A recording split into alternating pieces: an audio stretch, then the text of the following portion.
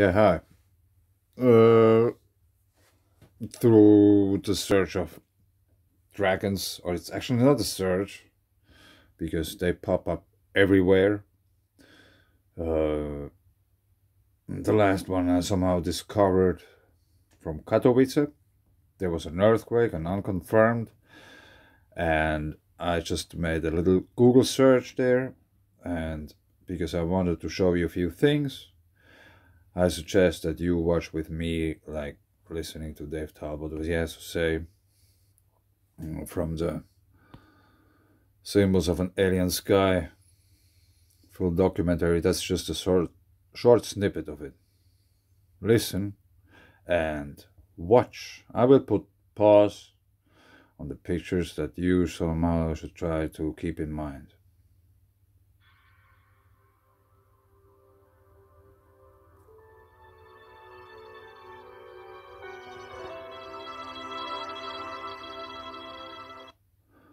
Picture number 1. You're looking at reconstructed images of a formation Picture in the number heavens 2. just a few thousand years ago.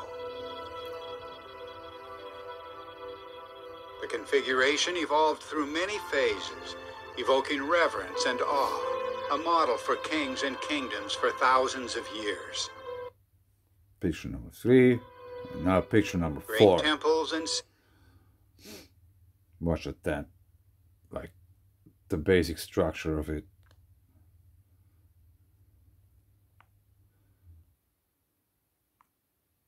Simple. Simple forms. Let's go a little bit back. for thousands of years. Great temples and cities and sacred mountains all pointed back to the mythic age of gods and wonders. Yeah. So, I wanted to show you a few other pictures.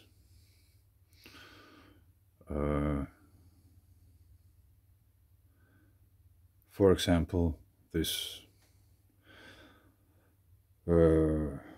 god, or however you put it, from Mesopotamia, the explosive glory of heaven. This hieroglyph describing the etheric or wind-like quality of the column. Yeah, the column. And for example, this one too. So now, I showed you a few pictures, and I wanted to show you what I found about Katowice and those dragons. So we are now Wikipedia, Duchy of Pomerania. This sounds a little bit funny. I don't want to spell it too many times. So anyway, like those weather events which took place 12,000, 6,000 years ago, they creep the shit out of people, and they somehow try to rationalize it and put it in somehow like in a nearly understandable form. And they created this kind of imaginable or imagined animal like a dragon. And dragons are many kinds of. Some are from the water, some are in the sky, some spit fire, some don't. And if you just watch at this picture here, there's even one with a fish tail. So obviously it's coming from the water, I guess. Or it's related somehow to the water. And if we watch at this one here in the middle, could this wall or structure in the wall represent in any way the pillar in the heavens? And here we have this kind of cross and the wheel in the sky is just somehow sideways.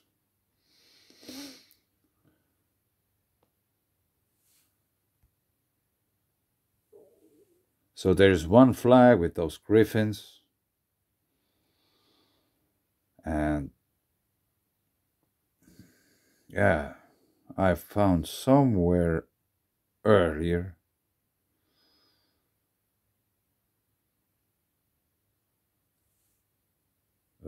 something really interesting regarding or relating to the Lion of Finland.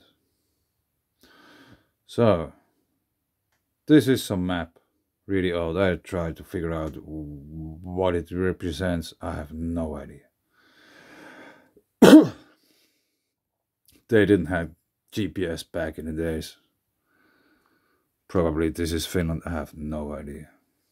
I'm just guessing. But anyway, this is maybe some important picture here on the map.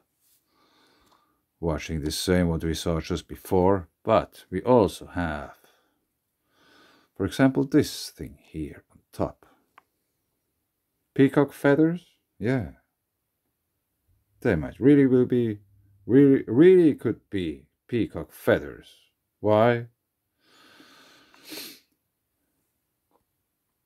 Like, if that's Europe, it should be really big that there would be peacocks in Europe. I thought they are like in Asia living, I guess. Sorry. Yeah, peacock feathers.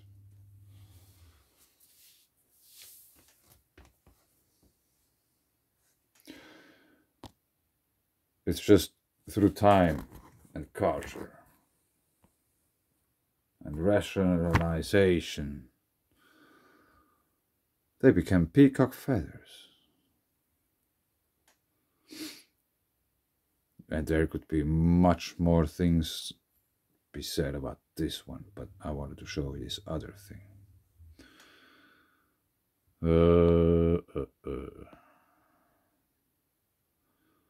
History. No, it was about this griffin, the last griffin, whatever it was. Baltic Sea. No. Let's go to griffin.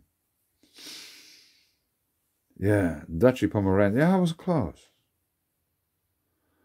And the thing is, like, Finland has been under Swedish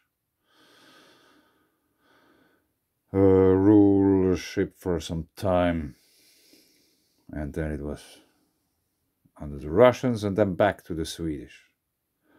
So the first time they saw this kind of Finnish lion is in Uppsala Church, 1500 something. If I just could find it, it was written.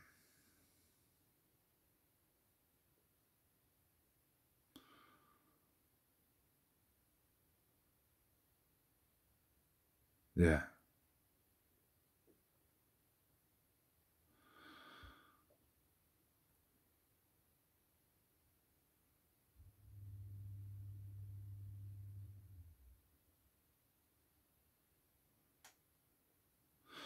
After the last Griffin Duke had died during the 30 Years' War in 1637, the duchy was partitioned between Brandenburg, Prussia, and Sweden. Yeah. Funny. When was it? 1637? So another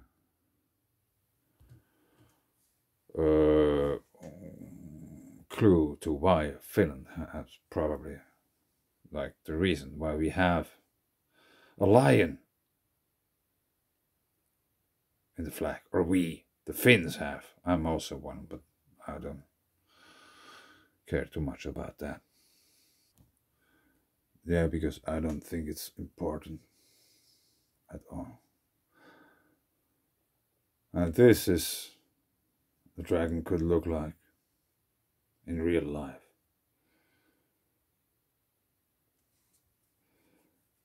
I will put a link down below to the Thunderbolts project YouTube channel. You really should check this out. And yeah, why it's so important somehow to tell people what the dragon really is. The importance of it lies in the actuality of the issue. What I mean by that,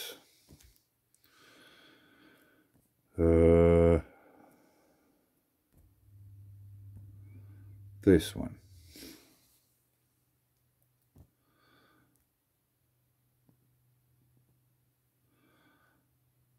These are the cycles of the sun,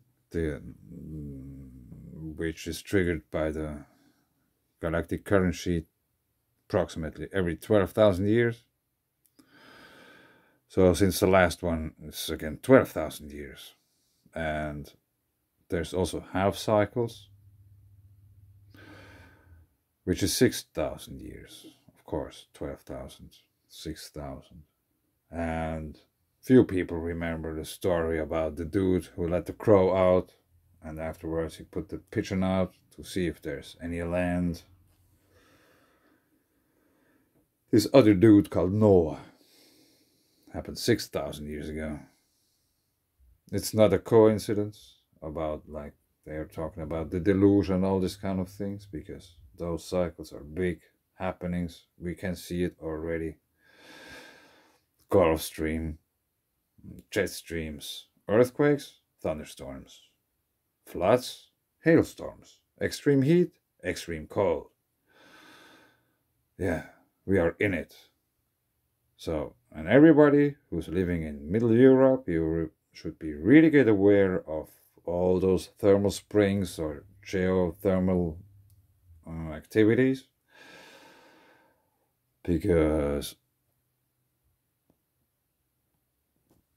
for example, the Eiffel complex, which is in Germany, got created 12,000 years ago, so it's really young. It's probably really easily to be affected by some geomagnetic activity or what have you, because it's still young and really active. Yeah, I'll leave it here now for now. Thanks.